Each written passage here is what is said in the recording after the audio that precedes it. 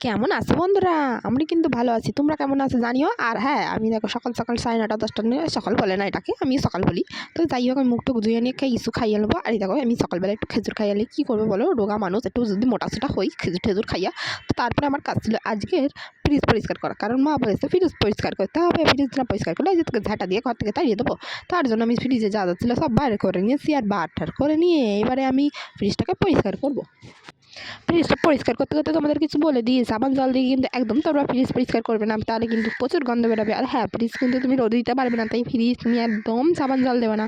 খাবার সোডা হয় না, খাবার সোডাটাকে জলের মধ্যে চুবিয়ে চুবিয়ে ভালো করে গুলে একটা শুকনো সুতির কাপড় নিয়ে ওটাকে ভালো করে মুছলেই তোমার ফ্রিজ একদম চকচক চকচক চকচক চকচক করবে।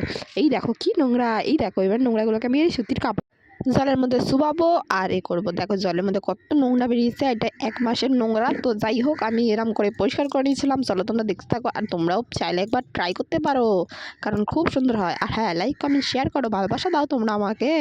কি করতেছো? এবার যাই হোক আমি খাচুম খাচুম করে তাড়াতাড়ি করে নিচ্ছি, কারণ তারপরে আমার মা এলে দেখতে না পাইলে তাহলে তোমাকে তাইটাই দেবে ঘর থেকে। ওই জন্য চলো টাটা। আর দেখো পরিষ্কার হয়ে গেছে, আর এইগুলো পরিষ্কার করবো। চলো টাটা।